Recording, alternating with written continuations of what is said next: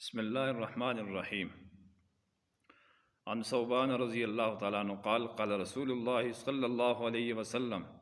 من یکفل لی اللہ یسأل الناس شیئا فاتکفلہ بالجنہ فقال ثوبان انا فکان لا یسأل شیئا احد۔ حضرت ثوبان رضی اللہ تعالیٰ عنہ فرماتے ہیں کہ نبی کریم صلی اللہ علیہ وسلم نے ارشاد فرمایا کہ جو مجھ سے یہ عہد کر لے کہ لوگوں سے کچھ نہیں مانگے گا، کوئی سوال وغیرہ نہیں کرے گا،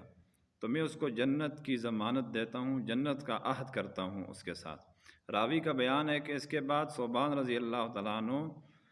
باوجود تنگ دست ہونے کے، باوجود اس کے کہ سوال کرنے کا ان کے لیے جواز بنتا تھا، اس حدیث کی محبت میں، حضور صلی اللہ علیہ وسلم کی محبت میں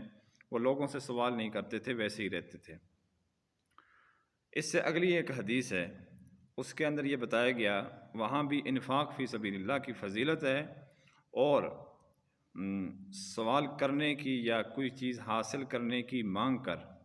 اس کی جو ہے وہ فضیحت ہے، وہاں پر رسوائی بیان کی گئی ہے اس حدیث کے اندر۔ فرمایا الید العلیٰ خیر من الید السفلیٰ، اوپر والا ہاتھ یعنی خرچ کرنے والا ہاتھ لینے والے ہاتھ سے یعنی نیچے والے ہاتھ سے بہتر ہے۔ کہ بہرحال سوال کرنے کے اندر ذلت ہے، ہر حال میں ذلت ہے، تو حدیث کے اندر یہ ترغیب دی گئی ہے اگلی حدیث کے اندر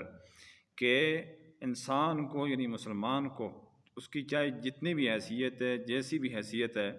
مالی اعتبار سے، اس کو خرچ کرنے والا بننا چاہیے، لینے والا نہیں بننا چاہیے۔ تو یہ اللہ تعالیٰ ان لوگوں کو جو محتاج ہیں، مجبور ہیں، تنگ دست ہیں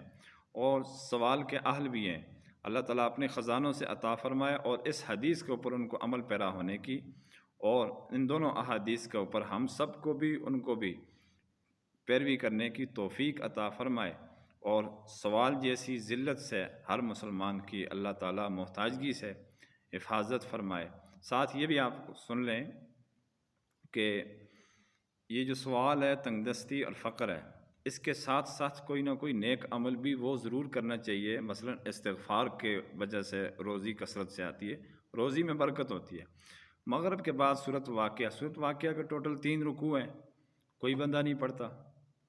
وہ پڑھے۔ عبداللہ بن مسعود رضی اللہ تعالیٰ عنہ اپنی بیٹیوں کو کہا کرتے تھے کہ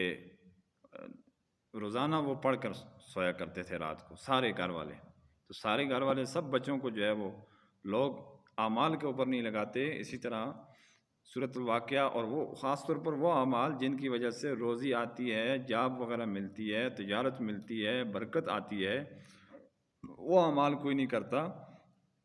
یعنی اللہ تعالیٰ کی طرف رجوع کرنے کے جو جذبات ہیں وہ بہت کم ہوتے ہیں۔ اللہ تعالیٰ ہم سب کو محتاجگی سے اور سوال سے محفوظ فرمائے۔ وآخر دعوانا ان الحمد للہ رب العالمین۔